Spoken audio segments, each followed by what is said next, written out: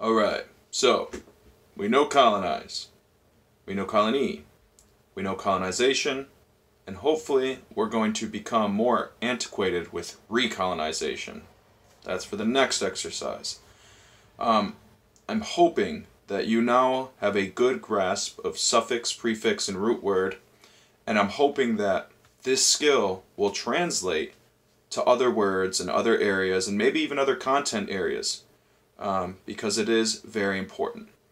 But now I want to look at colonization, and I want to look at how it specifically relates to the history of Britain, France, Germany, and the indigenous peoples of Africa that were often subjugated by colonial practices and colonial powers. But I also want you to start thinking about public speaking, because somebody in your group is going to do a little public speaking. Now, I know this is a really big fear for a lot of you, and I don't know that it's fair to force you to speak publicly. But if you're not going to be the public speaker of your group, then I'm going to make sure that you have a heavy hand in the writing or outline of whatever it is that will be presented. So here's what I want you to do. I want you to split up into groups. One of you is going to take a look at that. Well, first, pick up the primary source documents that's on your desk. One of yours is going to be Britain, and then some of yours is going to be France. And I want you to split yourselves up into groups of 3. I want you to review your source document, and I want you to draw upon knowledge that we've gathered throughout the duration of this quarter so far, and I want you to put together an outline and present colonization to us at the end of this exercise in a way that you not only express to us what colonization it is and why it's important to the world, but I also want to see that you're able to use the various prefixes and suffixes, and at times maybe just the root word, in a proper context and in a way that makes sense and in actionable statements. So what I would like you to do now is pause this video. Well, hold on. No. Stop. Don't pause the video. I am going to present to you the German perspective on colonization and how it relates to pre-World War I and World War I. So what you're going to do is you're going to pause this video, and when you restart it, I will be discussing what it is that essentially was the German perspective and my primary source document. So go ahead and do that now. Pause. I'll be waiting.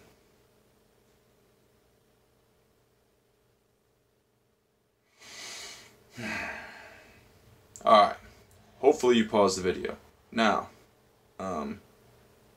something that's important to remember is that this is a lot of information, and I'm not expecting all you guys to be scholars in history. I hope some of you may be, but I wanted to choose a very select and small sample of colonization as it related to these various countries, and I also wanted to see that you could, again, use the prefix, suffix, and root word, and I wanted to see that you could draw on some knowledge of what you learned before in prior classes. So, as it relates to Germany, what people don't realize about Germany is that Germany was a fractured area for quite some time of various city-states that were constantly squabbling and going to war with one another. Now, France and Great Britain were united as countries long before Germany was. But the various states of Germany were very powerful, even in their smaller settings. So France and Great Britain knew if these Germanic peoples were to unite, then it could cause them some issues. So as France and Great Britain are kind of busy gobbling up the world, as you guys just read about, and colonizing the world, I've seen some statistics say at some point in time France and Great Britain owned upwards of 90% of the world, either directly or indirectly. They were also busy trying to keep Germany down and divided. It was a specific part of their foreign policy. On top of this, the 7 Years' War and the 30 Years' War and many European conflicts that were primarily France and Britain, many of these wars were being fought on German soil. So there was a fairly large effort to keep Germany divided and squabbling and prevent them from uniting as one country. So eventually this individual comes along, Kaiser Wilhelm, and he decides that it's time to have Germany unite. So after some masterful diplomacy, which he was known for, he was able to draw France into a war in which there was a decisive victory for Germany and unite the Germanic people as a country. This happened in 1871. So when the Germanic people are united into a country, it's quite strange because they essentially sign a piece of paper and they say, hey, okay, we're the Deutschland now. It's what Germans call themselves, Deutschlanders. And overnight they became the most populated power in Europe, the most financially powerful power in Europe. They were already, even in their fractured states, leading the world in culture in many ways, in art, in scholarship. You know, the Nazis kind of ruined the reputation of the German people, and you think of, you know, kind of far right-wing, fascistic, you think of Adolf Hitler, you think of the Holocaust, but before Hitler and even before World War I, if we go back in time, Germany was known as the land of scholars and poets and art. It's a fairly eclectic group of individuals, and they also had kind of a, trying to think of the good word. They had a proclivity. They had a hang-up. And that hang-up was that they recognized what a great power they were. And they recognized that once they united as one people, they were essentially the most powerful country in Europe. And they looked over at France and Great Britain, who they felt they were stronger and more powerful than, and they had also been victimized by them for hundreds of years. And they saw all this wealth in all these colonies, and they said, hey, where's my cut? Because it seems to me that the main object of this game is you get big, you get strong, you get powerful, and then you take things that you want. You colonize, right? But what's the problem? As I mentioned before, France and Great Britain have about 90% of the world either directly or indirectly in their control. As the British would say, the sun never sets on the British Empire. It is immensely powerful. So is the French. So what does that leave Germany? Well, that leaves Germany about 10% of the world to squabble with now what is probably 5 global powers over.